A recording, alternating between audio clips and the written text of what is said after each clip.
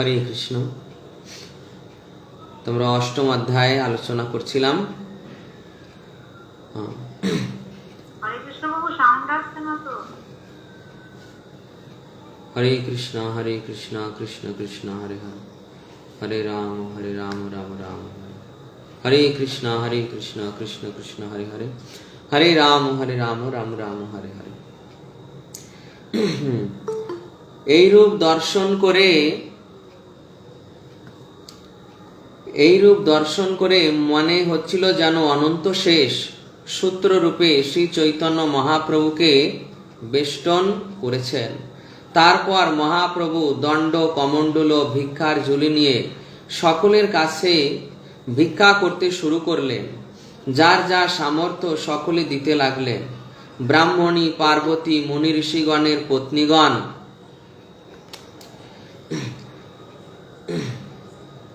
দেবপত্নীরা সকলেই ব্রাহ্মণ পত্নী রূপ ধারণ করে মহাপ্রভুকে ভিক্ষা দিতে লাগলেন। মহাপ্রভুর এই ব্রাহ্মণ রূপ দর্শন করে সকলেই আনন্দিত হলেন। গ্রন্থকার আশীর্বাদ করেছেন যে যিনি এই যজ্ঞ পবিত্র গ্রহণ লীলা শ্রবণ করবেন তিনি শ্রী চৈতন্য মহাপ্রভুর চরণাশ্রয় পাবেন। তারপর শ্রী গঙ্গাদাস পণ্ডিত, যিনি কৃষ্ণলীলায় ছিলেন সান্দীপনী মুনি, তার টোলে মহাপ্রভু ভর্তি হলেন। তার সহপাঠীরা হলেন শ্রী মুরারি গুপ্ত, শ্রী কমলাকান্ত, কৃষ্ণানন্দ। অতি অল্প দিনেই শ্রী চৈতন্য মহাপ্রভু গঙ্গাদাস পণ্ডিতের প্রিয় শিষ্য হলেন। সেই সময় সারা জগতের ছাত্ররা নবদ্বীপে পড়তে আসতেন। লক্ষ লক্ষ পড়ুয়া। শ্রী চৈতন্য মহাপ্রভু গঙ্গায় স্নান করতে গিয়ে সব পড়ুয়াদের ন্যায়ের প্রশ্ন জিজ্ঞাসা করতেন। কেউ তার সঙ্গে তর্কে জিততে পারতেন না। এইভাবে গঙ্গার প্রতিঘাটে লক্ষ লক্ষ পড়ুয়া ও লোকের স্নান এবং শ্রী চৈতন্য মহাপ্রভুর পড়ুয়াদের সঙ্গে ঝগড়া, গালাগালি, ঠেলাঠেলিতে গঙ্গার জল কাদা হয়ে যেত। কেউ ঠিক মতো স্নান করতে পারত না। এইভাবে গঙ্গার অভিলাষ পূর্ণ করার জন্য শ্রী চৈতন্য মহাপ্রভু গঙ্গায় স্নান করতেন। বয়সে বড় পড়ুয়াগণ শ্রী চৈতন্য মহাপ্রভুকে কলহ করার কারণ জিজ্ঞাসা করত। শ্রী চৈতন্য মহাপ্রভু অহংকার করে বলতেন, কার কি জিজ্ঞাসা আছে তাকে জিজ্ঞাসা করুক। তারা কিছু জিজ্ঞাসা করলে তা তিনি স্থাপন করতেন, আবার সেই খণ্ডনকে পুনরায় স্থাপন করতেন। এইভাবে শ্রী চৈতন্য মহাপ্রভু বিদ্যারস আস্বাদন করছিলেন। শ্রী জগন্নাথ মিশ্র পুত্রের অগাধ পাণ্ডিত্যে পরম সুখী হলেন এবং ভগবানের নিকটে পুত্রের কল্যাণের প্রার্থনা করতেন। কৃষ্ণ প্রেমে বিহ্বল হয়ে একদিন স্বপ্নে শ্রী জগন্নাথ মিশ্র দেখলেন যে শ্রী চৈতন্য মহাপ্রভু সন্ন্যাস গ্রহণ করেছেন। কৃষ্ণ প্রেমে বিহ্বল হয়ে কান্না করছেন, গড়াগড়ি দিচ্ছেন। অদ্বৈত আচার্য যত ভক্তগণ তাকে ঘিরে হরিনাম কীর্তন করছেন। কখনো শ্রী চৈতন্য মহাপ্রভু বিষ্ণুর আসনে বসে সব ভক্তদের মস্তকে তার শ্রীচরণ প্রদান করছেন। ব্রহ্মা, শিব, অনন্ত শেষ সমস্ত দেবতাগণ জয় শচীনন্দন বলে জয়ধ্বনি দিচ্ছেন। মহানন্দে সকলে স্তুতি করছেন। কিছুক্ষণ এভাবে চলার পর কোটি কোটি কীর্তনরত ভক্ত পরিবৃত হয়ে শ্রী চৈতন্য মহাপ্রভু প্রতি নগরে নগরে হরে কৃষ্ণ মহামন্ত্র প্রচার করছেন এবং শেষে শ্রী নীলাচলে গিয়ে উপস্থিত হয়েছেন। সে স্বপ্ন দেখে শ্রী জগন্নাথ মিশ্র ভগবানের কাছে কাতরভাবে প্রার্থনা করছেন, হে ভগবান, আমার নিমাই গৃহস্থ হয়ে গৃহে থাকুক। কিন্তু শচীদেবী স্বপ্ন বৃত্তান্ত শ্রবণ করে জগন্নাথ মিশ্রকে সান্ত্বনা দিলেন যে পুত্র বিদ্যারসে মগ্ন থাকায় সে গৃহ ছেড়ে কোথাও যাবে না। এইভাবে একদিন শ্রী জগন্নাথ মিশ্র নিত্যলীলায় প্রবেশ করলেন। শ্রী চৈতন্য মহাপ্রভু পিতৃবিয়োগে অশেষ কান্না করলেন। এবং শ্রী শচী মাতাকে সান্ত্বনা দিলেন। এইবার শ্রী চৈতন্য মহাপ্রভুর উপর সংসারের দায়িত্বভার এসে পড়ল। তিনি সর্বদাই বিদ্যা চর্চায় মগ্ন থাকতেন। কখনো গৃহে যাবতীয় দ্রব্যাদি ক্রোধে নষ্ট করতেন, আবার সংসারের ব্যয়ভারের জন্য শচী মাতাকে সোনা খণ্ড দিতেন। এই রূপে শ্রী চৈতন্য মহাপ্রভু বিদ্যারসে দিন অতিবাহিত করছিলেন। এদিকে কৃষ্ণ বিমুখ পরিবেশে ভক্তগণের বেদনার বর্ণনা দিয়ে গ্রন্থকার এই অধ্যায় সমাপ্ত করেছেন। এই অধ্যায়ের সংক্ষিপ্ত সার বর্ণনা করা হলো। ছিল বৃন্দাবন দাস ঠাকুর বাংলা পয়ার আকারে, পয়ার ছন্দে সুন্দরভাবে এই লীলা বিস্তৃতভাবে বর্ণনা করছেন। গৌর হরির উপনয়ন সংস্কার। জয় জয় কৃপা সিন্ধু শ্রী গৌর সুন্দর, জয় শচী জগন্নাথ গৃহ শশধর, জয় জয় নিত্যানন্দ স্বরূপের প্রাণ, জয় জয় সংকীর্তন ধর্মের নিধান, ভক্ত গোষ্ঠী সহিত গৌরাঙ্গ জয় জয়, শুনিলে চৈতন্য কথা ভক্তি লভ্য হয়। গ্রন্থকার শ্রী চৈতন্য মহাপ্রভু নিত্যানন্দ প্রভুর শ্রীপাদ পদ্মের বন্দনা করে এই শ্রবণের মহিমা প্রথমেই ব্যক্ত করলেন যে ভক্ত গোষ্ঠী সহিত গৌরাঙ্গ জয় জয়, শুনিলে চৈতন্য কথা ভক্তি লভ্য হয়। ভাগবতে বলা হয়েছে, ভাগবত ব্যাসদেব মহামুনি রচনা করেছিলেন, সেই ভাগবতে তিনি মহিমা বর্ণন করেছেন। যস্যাম বৈ শ্রূয় মানায়াম কৃষ্ণে পরম পুরুষে, ভক্তির উৎপদ্যতে পুংসাম শোক মোহ ভয়াপহ। প্রথম খণ্ডে, প্রথম স্কন্ধে সপ্তম অধ্যায়ে ষষ্ঠ শ্লোকে, সম্ভবত সপ্তম শ্লোকে মনে হচ্ছে এই শ্লোকটি বর্ণনা করেছেন। সেখানে বর্ণনা করছেন যে শ্রীমদ্ ভাগবত শ্রবণ করলে জীবের হৃদয়ে ভক্তির উৎপন্ন হয়। শ্রীমদ্ ভাগবত শ্রবণ করলে জীবের হৃদয়ে ভক্তি উৎপন্ন হয়। আর এখানেও ছিল বৃন্দাবন দাস ঠাকুর, সেই ব্যাসাবতার বৃন্দাবন দাস ঠাকুর, তিনিও বর্ণন করছেন যে শুনিলে চৈতন্য কথা ভক্তি লভ্য হয়। শ্রী চৈতন্য মহাপ্রভুর এই কথা যিনি শ্রবণ করবেন, তার হৃদয়ে ভক্তি উৎপন্ন হবে, ভক্তি প্রকাশিত হবে। এই লীলা সূত্রপাত করছেন। হেন মতে মহাপ্রভু জগন্নাথ ঘরে, নিগুড়ে আছেন কেহ চিনিতে না পারে। বাল্য ক্রীড়া নাম যত আছে পৃথিবীতে, সকল খেলায় প্রভু কে পারে কহিতে।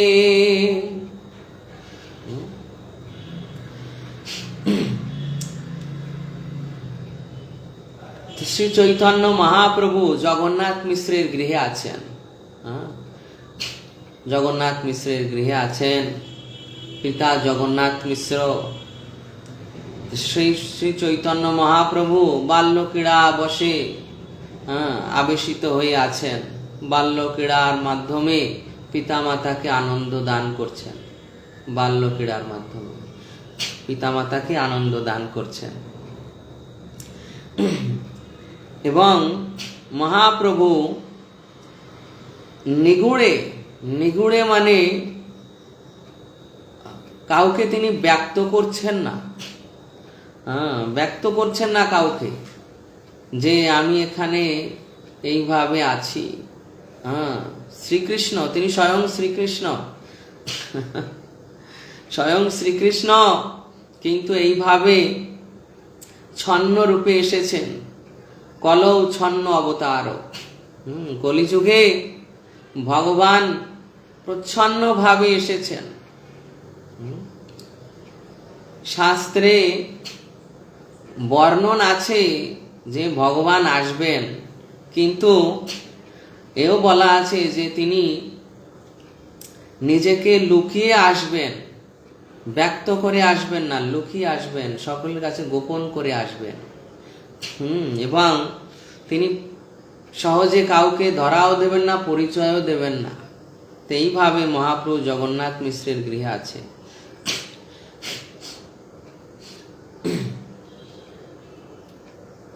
বাল্য ক্রীড়া নাম যত আছে পৃথিবীতে, সকল খেলায় প্রভু কে পারে কহিতে। কত প্রকার বাল্য ক্রীড়া মহাপ্রভু করছেন, কত প্রকার বাল্য ক্রীড়া সখাদের নিয়ে। যেমন কৃষ্ণ ব্রজে সখাদের নিয়ে যখন গোষ্ঠে গিয়েছেন, তখন অসংখ্য বাল্য ক্রীড়া করতেন। কেমন জানেন? মেঢক, মেঢক মানে ব্যাং, কোলা ব্যাং। কোলা ব্যাং সখাদের আসতে দেখে লাভ দিয়েছে, আর দূরে গিয়ে ডাকাডাকি করেছে, ক্যাও ক্যাও করে ডাকছে, ব্যাং যেভাবে ডাকে জানেন আপনারা। তো ঠিক ওইভাবে কৃষ্ণ বলরাম দেখেছে, সখারা দেখেছে। এবার কৃষ্ণ ওই সখাদের বলছে, দেখো আমি এই ব্যাঙের মতো ডাকি। তো কৃষ্ণ ঠিক ওইভাবে বসেছে, আর চার হাত পা দিয়ে ওইভাবে লাফাচ্ছে ব্যাঙের মতো। ওইভাবে লাফাচ্ছে আর ডাক দিচ্ছে, ঠিক ওইভাবে। সখাদের বলছে, কি আমাকে দেখে ব্যাঙের মতো মনে হচ্ছে? আমি ব্যাঙের মতো ডাকছি? তো সখারা বলছে, তুমি ব্যাঙের থেকে বেশি ডাকছো। ব্যাঙও এত সুন্দরভাবে ডাকতে পারে না যেভাবে তুমি ডাকছো। এরপর কিছু দূর যেতে যেতে এবার ময়ূর রাস্তা দিয়ে দেখেছে, আর দুটি ময়ূর একসঙ্গে কিভাবে একে অন্যের সঙ্গে লড়াই করে, এই লীলা কৃষ্ণ সখাদের সঙ্গে করতেন। তারপর কিভাবে বানর গাছে উঠে মুখ ভেঙিয়ে তারা কিভাবে তাদের দিকে তাকাতো, ঠিক ওইভাবে কৃষ্ণ বলরাম ওইভাবে শুরু করতেন। কোথাও পাখি, বিশেষভাবে এই যে কোয়েল পাখি, তারপর বিভিন্ন পাখি, তাদের স্বর নকল করে ওইভাবে কৃষ্ণ বলরাম ওইভাবে তাদের স্বর নকল করে ডাকতেন। সখাদের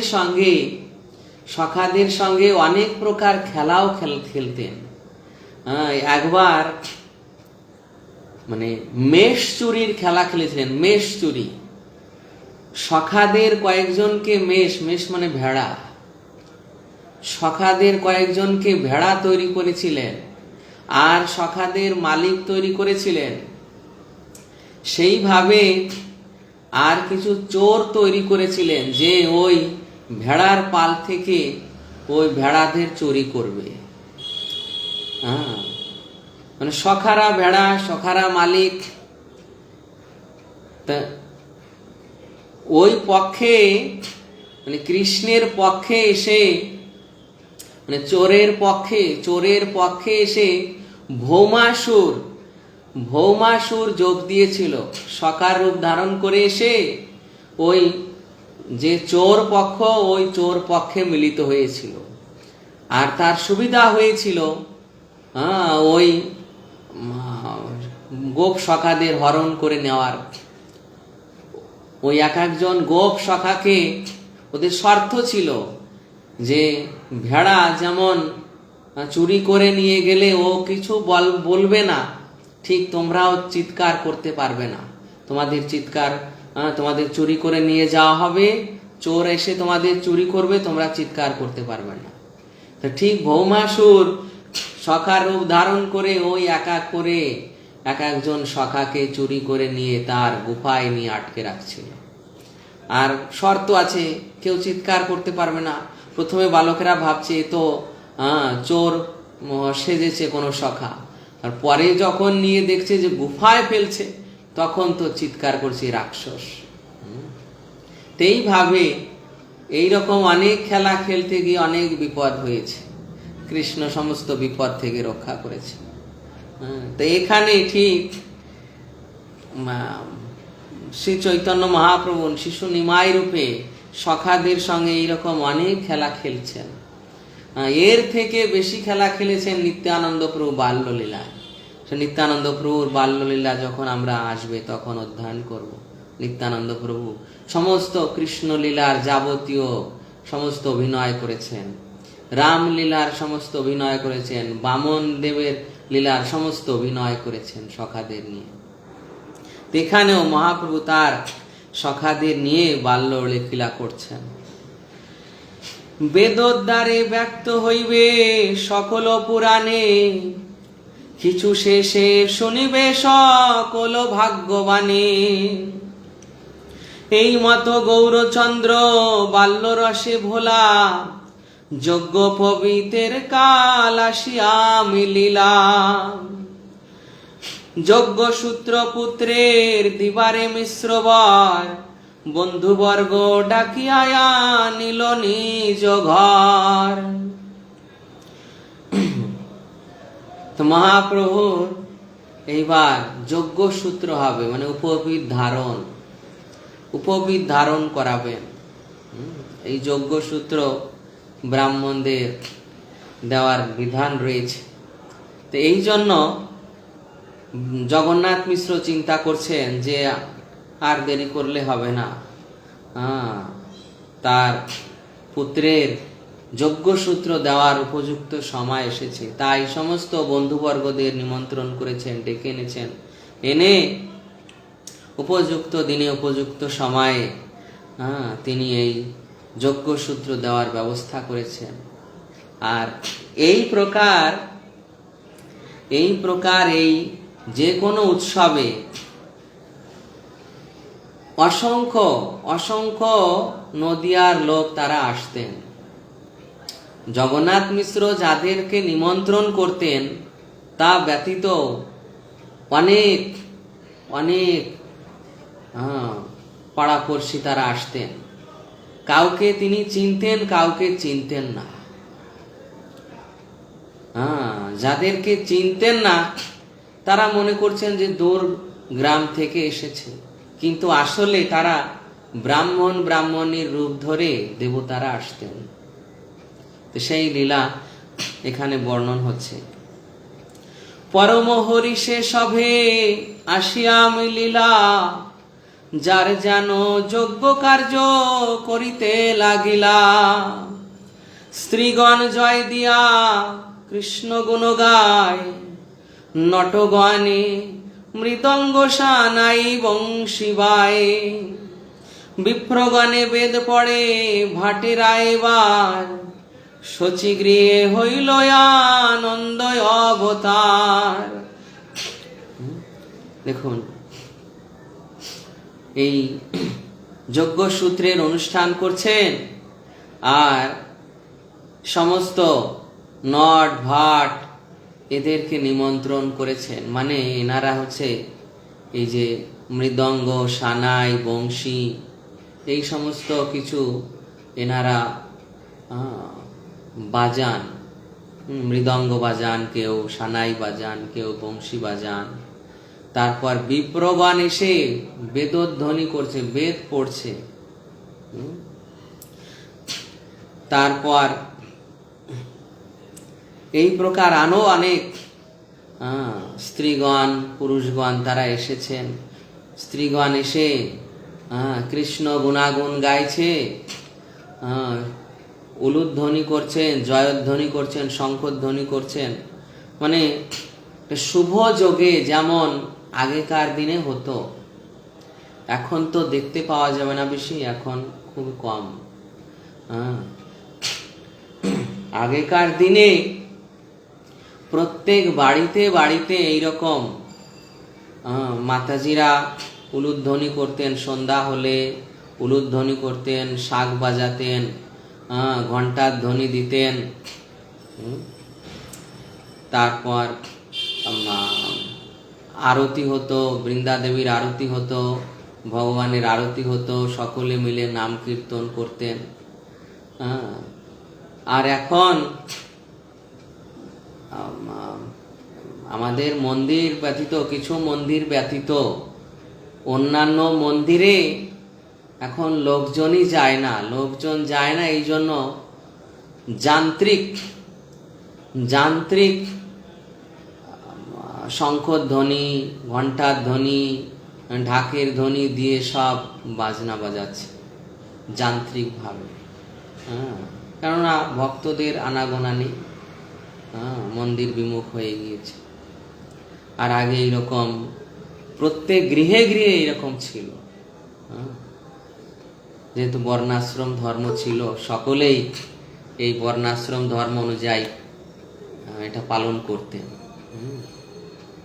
তো এই জন্য শচী দেবীর গৃহে সমস্ত পাড়াপড়শি আত্মীয় স্বজন এসেছে, সকলে এরকম জয়ধ্বনি, শঙ্খধ্বনি, ঘণ্টার ধ্বনি করছেন। যজ্ঞ সূত্র ধরিবেন শ্রী গৌর সুন্দর, শুভ যোগ সকল আইল শচী ঘর। শুভ মাসে শুভ দিনে শুভ লক্ষণ ধরিলেন যজ্ঞ সূত্র গৌরাঙ্গ শ্রীহরি। শোভিল শ্রী অঙ্গে যজ্ঞ সূত্র মনোহর, সূক্ষ্ম রূপে শেষ ভাবে লীলা কলেবর।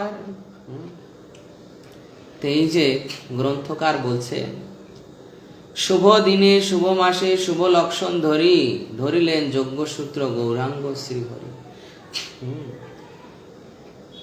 শুভ দিনে পিতা মাতা দেখেছেন শুভ যোগ কোনটা, শুভক্ষণ কোনটা, শুভ দিন কোনটা। তা এর গূঢ় তত্ত্ব এই যে এই মহাপ্রভু তিনি তো স্বয়ং ভগবান, স্বয়ং শ্রীকৃষ্ণ। তার উৎসব অনুষ্ঠান হবে, এটা শুভ তিথি, শুভক্ষণ, শুভ দিনের উপর নির্ভর করে না, বরঞ্চ উল্টো শুভ তিথি, শুভক্ষণ, শুভ দিন শ্রী চৈতন্য মহাপ্রভু বা ভগবানের এই সব লীলার উপর নির্ভর করে, লীলার উপর। মহাপ্রভু যখন আবির্ভূত হয়েছেন তখনই শুভক্ষণ, তখনই শুভ দিন, তখনই শুভ লগ্ন। মহাপ্রভুর যখন এইভাবে যজ্ঞসূত্র উৎসব হচ্ছে তখনই শুভক্ষণ, তখনই শুভ লক্ষণ, তখনই শুভ দিন। এইরকম বিচার ভক্তদের। গ্রন্থকার বলছেন যে শোভিল শ্রী অঙ্গে যজ্ঞ সূত্র মনোহর, সূক্ষ্ম রূপে শেষ বা বেড়িলা কলেবর। শেষ মানে ভগবান অনন্ত, ভগবান অনন্ত। তিনি এই উপবিত রূপে শ্রী চৈতন্য মহাপ্রভুর শরীরে বেষ্টন করেছেন। এই ভগবান অনন্ত 10 রূপে কৃষ্ণের সেবা করেন, 10 রূপে। আসন, ছত্র, ভূষণ, উপবীত, ভাই, সখা, পাদুকা, এইভাবে চামর, ব্যঞ্জন, এইভাবে 10 রূপে কৃষ্ণের সেবা করেন।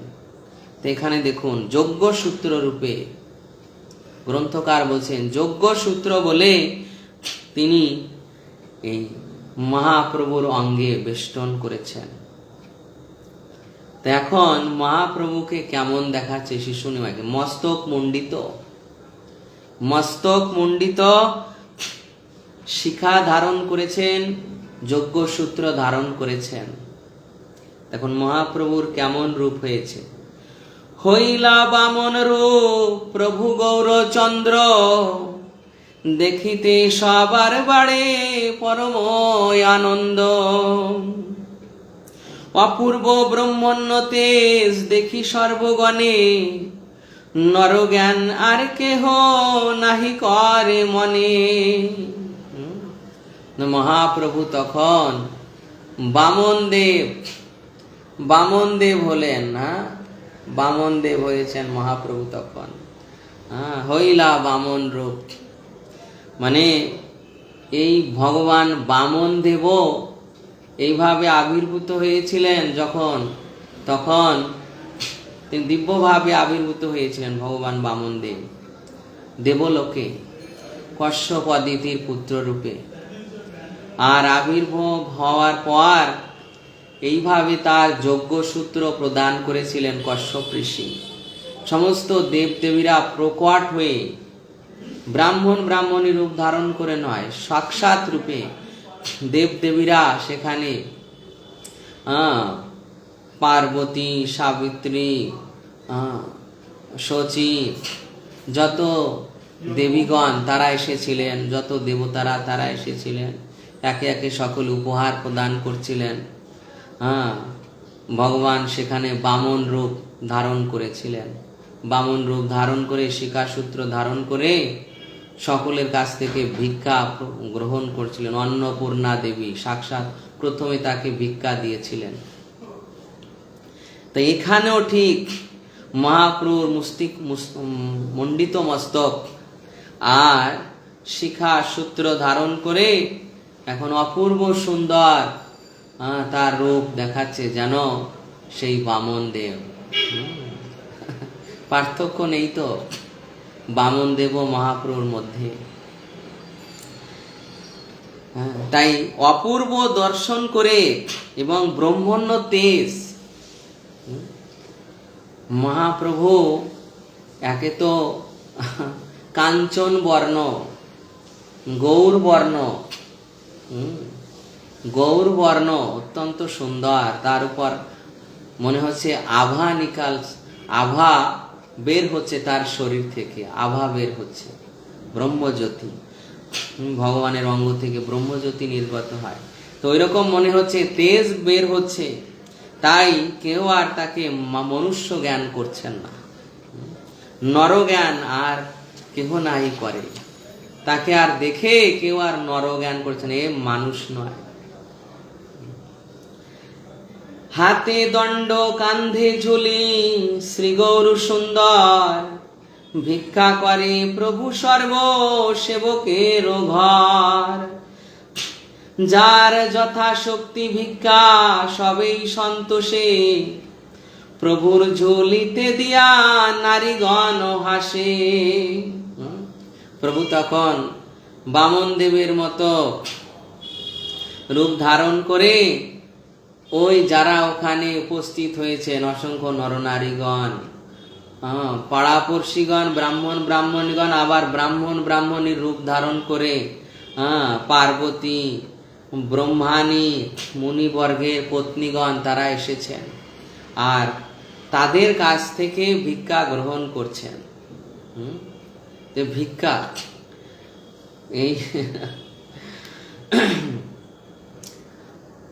এইভাবে ভিক্ষা গ্রহণ করে আগেকার দিনে এই গুরু গৃহে জীবিকা নির্বাহ করতে হতো। আগেকার দিনে প্রত্যেককে গুরু গৃহে যেতে হতো। কৃষ্ণ বলরামও গিয়েছেন, আপনারা জানেন। কৃষ্ণ বলরাম উজ্জয়িনীতে শান্তিমণির আশ্রমে গিয়েছিলেন। সেখানে শান্তিমণি শিষ্যত্ব বরণ করে প্রতিদিন গুরুদেবের যজ্ঞের সেবার জন্য কাঠ সংগ্রহ করতেন বন থেকে, সঙ্গে সঙ্গে যে গৃহস্থ পরিবার এলাকা ছিল সেখানে গিয়ে ভিক্ষা করতেন। ভিক্ষা করে যা পেতেন সব গুরুদেবের জন্য নিয়ে আসতেন, গুরুদেবকে প্রদান করতেন। গুরুদেব গুরুমাতা রন্ধন করে ভোগ নিবেদন করে গুরুদেব প্রসাদ পেতেন। গুরুদেব যদি শিষ্যকে ডাকতেন তখনই শিষ্য এসে প্রসাদ গ্রহণ করতেন। এইরকম নিয়ম ছিল। গুরুদেব খাওয়ার প্রসাদ গ্রহণের পর তারা প্রসাদ গ্রহণ করবেন, গুরুদেব শয়নের পর তারা শয়ন করবেন। আবার গুরুদেব জাগার আগে, ভোরবেলা জাগার আগে তারা উঠে জেগে স্নান করবেন। তারপর আবার সকালে যজ্ঞে বসবেন। যজ্ঞ শেষ হলে আবার সকালবেলা ভিক্ষা করতে যাবেন, বন থেকে কাঠ সংগ্রহ করবেন, আবার সেই গৃহস্থ পরিবার থেকে, গৃহস্থ এলাকা থেকে ভিক্ষা করে আবার এনে গুরুদেবকে প্রদান করবেন। এইভাবে গুরুগৃহে 5 বছর বয়সে যেতে হতো এবং 25 বছর পর্যন্ত গুরুগৃহে থাকতে হতো। 25 বছর পর্যন্ত এইভাবে সেখানে এই সংযমের শিক্ষা, তারপর ধর্মের শিক্ষা, নীতির শিক্ষা, কিভাবে ভবিষ্যতে যদি গৃহস্থ হতে হয় গৃহস্থ ধর্ম পালন করার শিক্ষা, যদি কেউ ব্রহ্মচারী হয়ে সন্ন্যাস জীবনে যায় তাহলে সন্ন্যাসের শিক্ষা, এই সমস্ত শিক্ষা গ্রহণ করে তারপর তারা যদি তারা সন্ন্যাস যেতেন তাহলে সেই রকম জীবনযাপন করতেন। আর গৃহে এইভাবে এই রকম লীলা মহাপ্রভু করছেন কিছু। কিন্তু মহাপ্রভু তো এখানে গুরুগৃহে গিয়েছেন, কিন্তু ওইভাবে তাকে আর ভিক্ষা করতে যেতে হয়নি। গঙ্গাদাস পণ্ডিতের টোলে গিয়েছিলেন, গঙ্গাদাস পণ্ডিতের টোলে। তো সে পরে এখন মহাপ্রভুর এই যজ্ঞ সূত্র প্রদান হচ্ছে। তাই মহাপ্রভু এই রকম মুনিবেশ ধারণ করেছেন, আর যার যার কাছে যাচ্ছেন সে তার সামর্থ্য অনুসারে সমস্ত দ্রব্য নিবেদন করছেন। দ্বিজ পত্নী রূপ ধরি ব্রহ্মাণী রুদ্রাণী যত পতিব্রতা মুনি বর্গের গৃহিণী, শ্রী বামন রূপ প্রভুর দেখিয়া সন্তোষে সবেই ঝুলিতে ভিক্ষা দিয়া দিয়া হাসে। প্রভু করেন শ্রী বামন রূপ লীলা জীবের ওই উদ্ধার লাগি ও সকল খেলা। জয় জয় শ্রী বামন রূপ গৌরচন্দ্র দান দেহ হৃদয় তোমার পদ দ্বন্দ্ব। যে শুনে প্রভুর যজ্ঞ সূত্রের গ্রহণ সেই পায় চৈতন্য চন্দ্র চরণে শরণ। এই লীলার ইতি টেনে বৃন্দাবন দাস ঠাকুর মহাশয় বলছেন যে মহাপ্রভুর এই যে যজ্ঞ সূত্র গ্রহণ লীলা যিনি শ্রবণ করবেন তিনি শ্রী চৈতন্য মহাপ্রভুর চরণে শরণ গ্রহণ নিতে পারবেন, চরণে শরণ নিতে পারবেন, চরণের শরণ প্রাপ্ত হবেন। তাই সেই বামন রূপী শ্রী গৌরাঙ্গের জয় জয় প্রদান করে বৃন্দাবন দাস ঠাকুর মহাশয় বলছে যে হে প্রভু তোমার ওই শ্রী পাদ পদ্মদয় আমার হৃদয়ে প্রদান করো, যেন সদা সর্বদা তোমার পদদ্বন্দ্ব আমার হৃদয়ে অবস্থান করে। কেননা তুমি এই যে বামন রূপ ধারণ করেছ জীবের উদ্ধারের জন্য, জীবের উদ্ধারের জন্য তুমি ভিক্ষা করছো। মহাপ্রভু সন্ন্যাস নিয়ে যখন এই রাঢ় দেশ দিয়ে চলে যাচ্ছিলেন তখন মহাপ্রভু এক ব্রাহ্মণ এক ব্রাহ্মণ এলাকায়, এক ব্রাহ্মণ পল্লীতে মহাপ্রভু প্রথমে ভিক্ষা করতে গিয়েছিলেন। রাঢ় দেশ সে যাওয়ার পথে, তো সেই ব্রাহ্মণ পল্লীতে ব্রাহ্মণেরা মহাপ্রভুকে ভিক্ষা দিল না। মহাপ্রভুকে ভিক্ষা দিল না, কোনো গৃহ থেকে মহাপ্রভুকে ভিক্ষা দিল না। তো পরবর্তীতে সেই ব্রাহ্মণ পল্লী এত দরিদ্র হয়ে গেল যে ওই পল্লীতে আর কেউ থাকতে পারল না, এত দরিদ্র হয়ে গেল।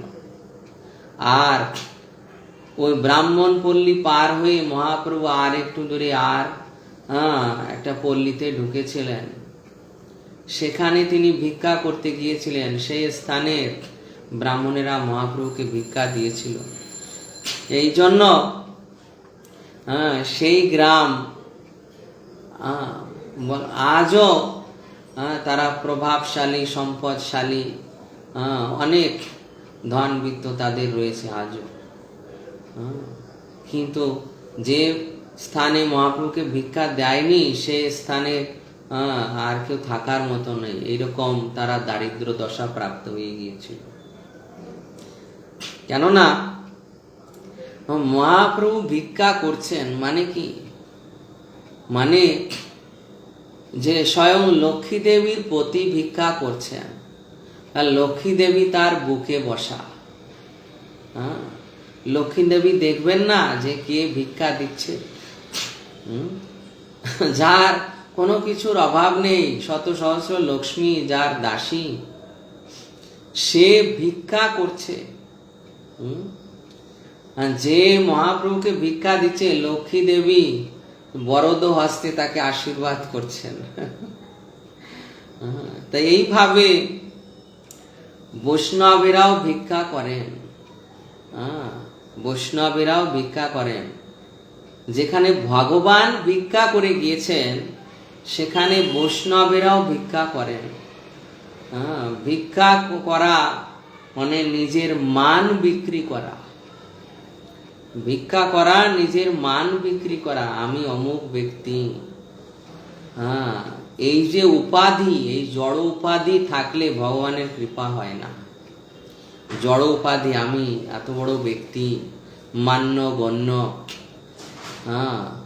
আমি ভিক্ষা করতে যাব, অসম্ভব। ডোনেশন দিয়ে দেবো তবু ভিক্ষা করব না। কিন্তু ভক্তি জীবনে দেখুন, যারাই দীক্ষা গ্রহণ করেন বা দীক্ষা গ্রহণ করেছেন, কি আপনি একটা দেশের মালিক হলেও দীক্ষার পর আপনাকে ভিক্ষা করতেই হবে, গুরুদেবের জন্য ভিক্ষা করতেই হবে। দীক্ষার পর অন্তত বলা হয় 5 জনের কাছে ভিক্ষা নিয়ে সেই অর্থ গুরুদেবকে প্রদান করতে হবে।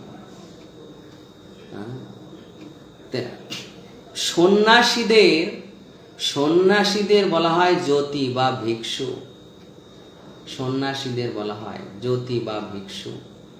তারা ভিক্ষু মানে সর্বান্তকরণে তারা ভগবানের উপর নির্ভরশীল।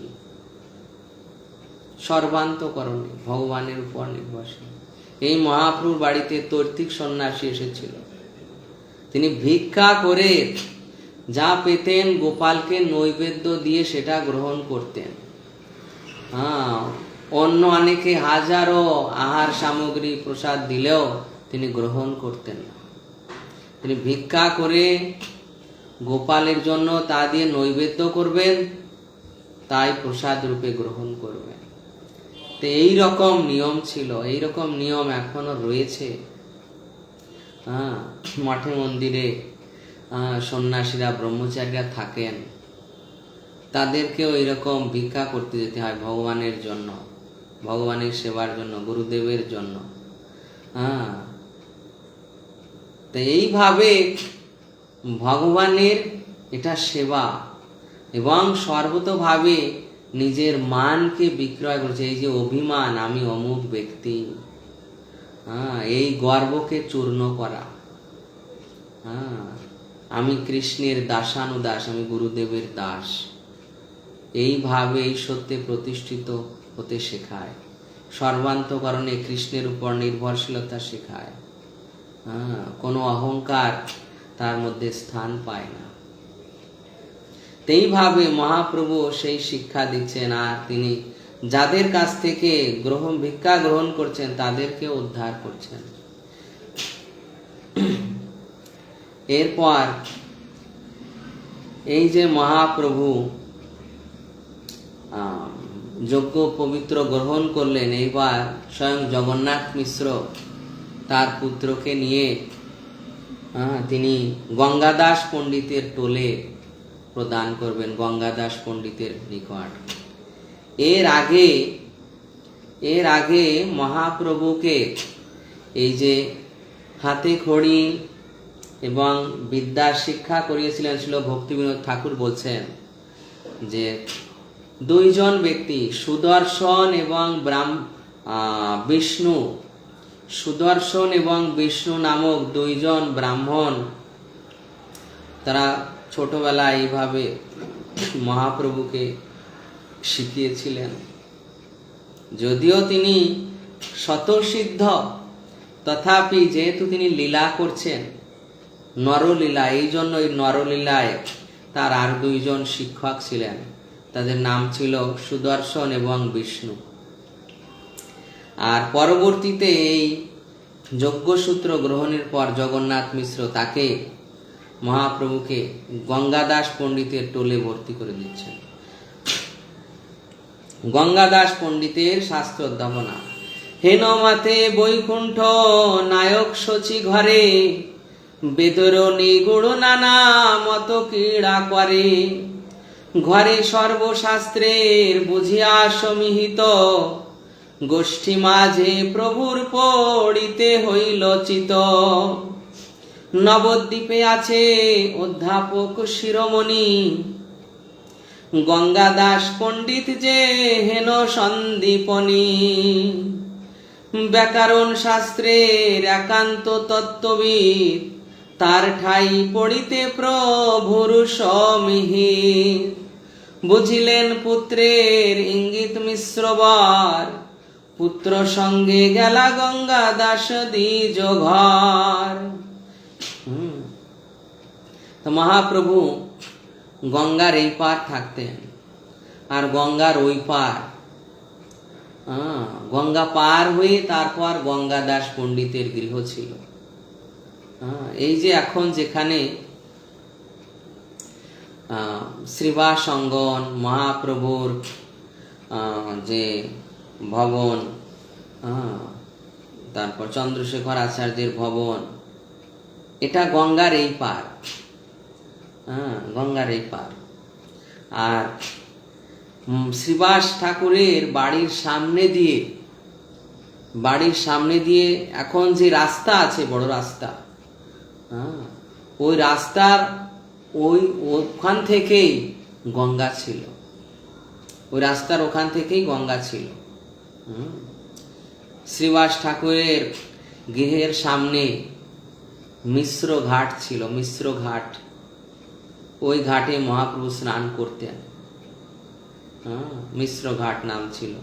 ওই ঘাটে মহাপ্রভু স্নান করতেন। আর ওই গঙ্গা পার হয়ে অপর পারে ওই গঙ্গাদাস পণ্ডিতের নিবাস ছিল, তার টোল ছিল। তাই এখানে বর্ণন করা হচ্ছে যে মহাপ্রভু গৃহে থেকে তো হাতে খড়ি দিয়ে অধ্যয়ন করেছেন একজন শিক্ষকের কাছে, হয় সুদর্শন কি বিষ্ণু দেব, তার কাছে করেছেন, দুইজনের কাছে করেছেন, একাকি করেছেন। আর এখন মহাপ্রভুর ইচ্ছা হয়েছে, না আমি টোলে গিয়ে অসংখ্য ছাত্রদের মাঝে পড়ব। টোল মানে এখনকার দিনে কোচিং সেন্টার, তখনকার দিনে নাম ছিল টোল। তো এইরকম নবদ্বীপে হাজারো টোল ছিল। মহাপ্রভু নিজে শিক্ষা গ্রহণ করে তিনিও একটি টোল করেছিলেন, সঞ্জয় মুকুন্দের চণ্ডী মণ্ডপে তিনিও একটি টোল করেছিলেন মহাপ্রভু, সেটা পরে আসবে। তা এখন তিনি গঙ্গার ওই পার গঙ্গাদাস পণ্ডিতের টোলে তিনি পড়ার ইচ্ছা প্রকাশ করলেন, আর এই প্রেরণা জগন্নাথ মিশ্রের হৃদয়ে দিলেন। আর জগন্নাথ মিশ্র তাকে নিয়ে ওই গঙ্গাদাস পণ্ডিতের টোলে ভর্তি করে দিলেন। আর সেখানেই থাকতে হবে। মহাপ্রভু সেখানে থাকতেন, আবার বড় হলে মাঝে মাঝে তিনি বাড়ির থেকে আসা যাওয়া করতেন। তা সেই যে গঙ্গাদাস পণ্ডিত, তিনি দেখুন মহাপ্রভুর গুরু। কৃষ্ণলীলায় এখানে গ্রন্থকার বলছেন, নবদ্বীপে আছে অধ্যাপক শিরোমণি গঙ্গাদাস পণ্ডিত যে হেন সন্দীপনী মুনি। সন্দীপনী মুনি সেই কৃষ্ণ বলরাম উজ্জয়িনীতে যার কাছে অধ্যয়ন করতে গিয়েছিলেন, সেই সন্দীপনী মুনি তিনি এই লীলায়, গৌর লীলায় গঙ্গাদাস পণ্ডিত রূপে লীলা বিলাস করছেন।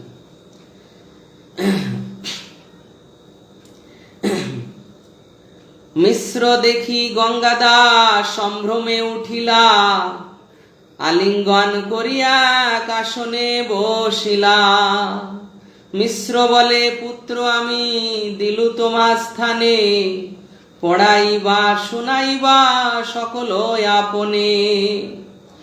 গঙ্গাদাস বলে, বড় ভাগ্য সে আমার, পড়াইমু যত শক্তি আছয়ে আমার। শিষ্য দেখি পরময়ানন্দে গঙ্গাদাস, পুত্র প্রায় করিয়া রাখিলা নিজ পাশ। জগন্নাথ মিশ্র তিনি শিষ্য নিমাইকে এনে গঙ্গাদাস পণ্ডিতের কাছে গিয়ে নিয়ে এসেছেন। মহাপ্রভু গঙ্গাদাস পণ্ডিতকে প্রণাম করেছেন গুরু বুদ্ধিতে, যেহেতু মনুষ্য লীলা করছেন।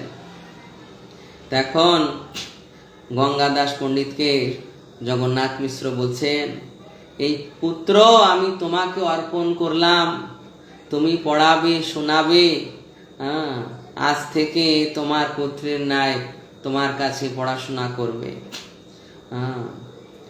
গঙ্গাদাস পণ্ডিত বলছেন, আমার বড় ভাগ্য আজ যে আমি আপনার পুত্রকে আমার শিষ্যরূপে পেয়েছি। গঙ্গাদাস পণ্ডিত শিষ্য নিমাই পণ্ডিতকে দেখে, মানে মহাপ্রভুকে দেখে পরম আদরে তাকে নিজের পুত্রের মতো স্নেহ করতে লাগলেন। আর এরপর জগন্নাথ মিশ্র চলে গিয়েছেন, আর মহাপ্রভু ওখানে গঙ্গাদাস পণ্ডিতের গৃহে আছে। এরপর গঙ্গাদাস পণ্ডিত অনেক ছাত্রদের মাঝে মহাপ্রভুকে পড়াচ্ছেন।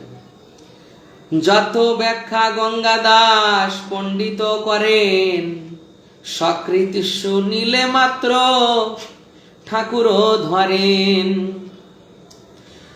গুরুর যতিক ব্যাখ্যা করেন খণ্ডন, পুনর্বার সেই ব্যাখ্যা করেন স্থাপন। সহস্র সহস্র শিষ্য পড়ে যত জন, হেন কারো শক্তি নাহি দিবারে দূষণ। দেখিয়ায় অদ্ভুত বুদ্ধি গুরু হরষিত, সর্বশিষ্য শ্রেষ্ঠ করিলা পূজিত। যখন গঙ্গাদাস পণ্ডিত অনেক শিষ্যদের মাঝে পড়াতে বসতেন, তখন তিনি পড়ানোর পর তাদের প্রশ্ন করতেন, প্রশ্ন জিজ্ঞাসা করতেন। এই যে ব্যাকরণ, প্রথমেই ব্যাকরণ পড়ান, প্রথমেই ব্যাকরণ পড়াতে হয়। সংস্কৃত ভাষা যদি শিখতে হয় তাহলে প্রথমেই এই ব্যাকরণ পড়তে হয়। প্রথমেই ব্যাকরণ পড়তে হয়। ব্যাকরণ আমাদের যেমন রয়েছে বৈষ্ণব ব্যাকরণ, ছিল জীব গোস্বামীপাদের হরিনামামৃত ব্যাকরণ।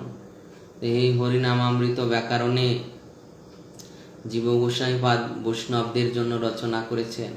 আর সব কৃষ্ণ নাম দিয়ে লেখা, সমস্ত সূত্র বৃত্তি সমস্ত শব্দ সব কৃষ্ণ নাম দিয়ে লেখা, সমস্ত সূত্র। প্রথম সূত্র, নারায়ণাদ উদ্ভূত অয়ম বর্ণক্রম।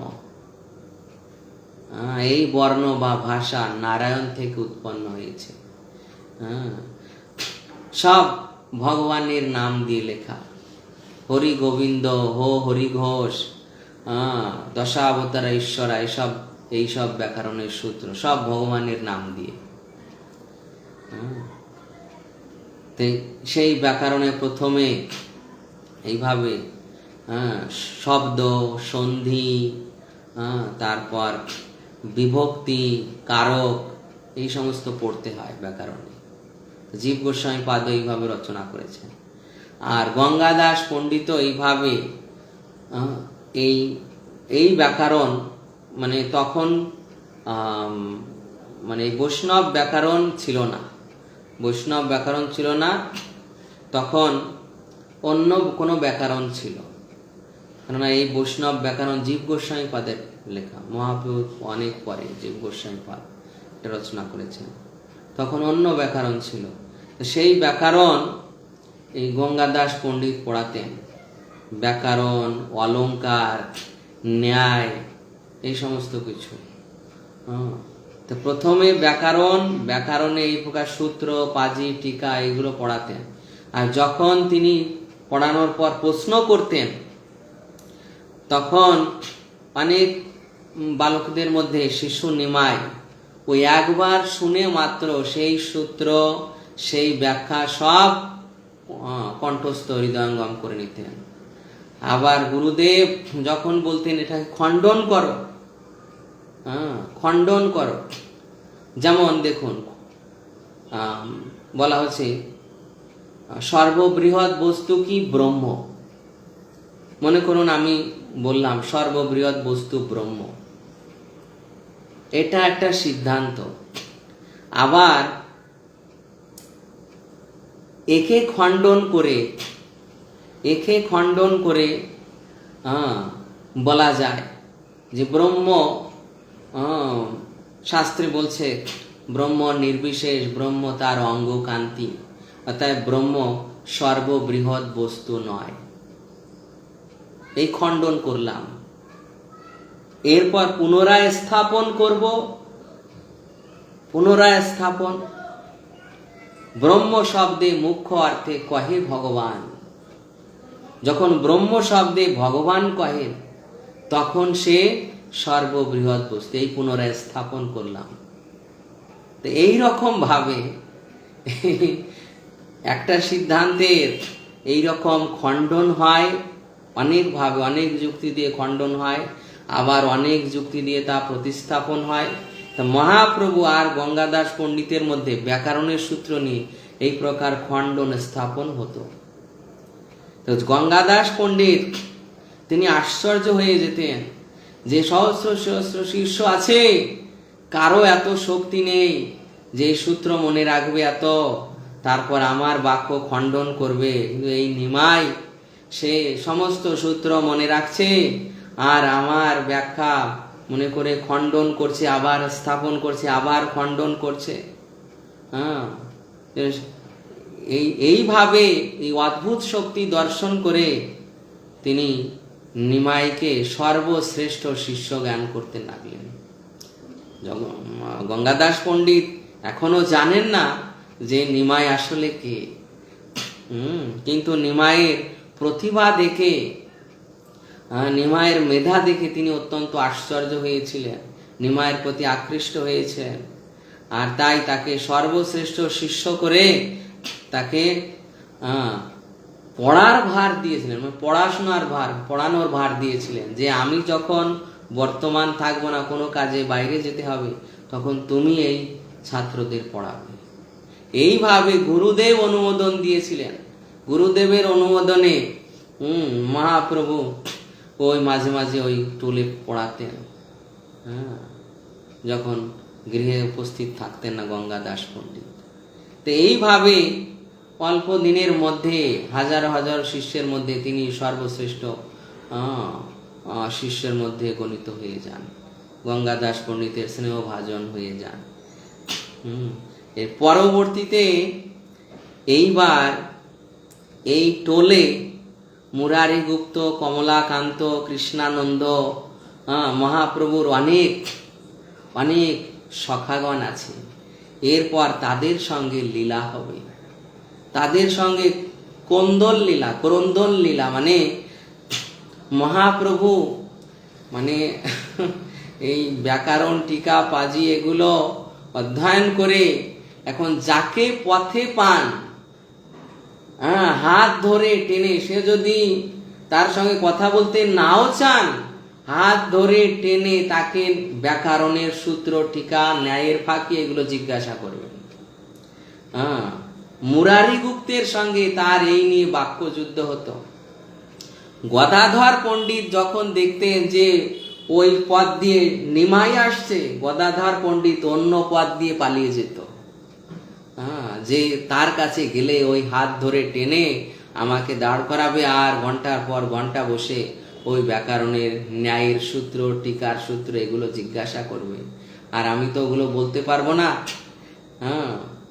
আর গদাধর পণ্ডিত মনে মনে বিরক্ত হবে যে আমি এইসব শুনতে চাই না, আমি কৃষ্ণ বিমুখ লোকের সঙ্গ করতে চাই না। গদাধর পণ্ডিত তখন ওই নিমাইয়ের সঙ্গ করতে চাইবেন না। তাই এই প্রকার মহাপ্রভুর বিদ্যা বিলাস লীলা আমরা পরবর্তী সপ্তাহে আবার অধ্যয়ন করব। এখানে বিশ্রাম হচ্ছে 36 নম্বর শ্লোক পর্যন্ত আজকে বিশ্রাম হয়েছে। পরবর্তীতে শ্রী গৌরহরির বিদ্যা বিলাস লীলা 37 নম্বর শ্লোক থেকে অধ্যয়ন করা হবে। হরে কৃষ্ণ।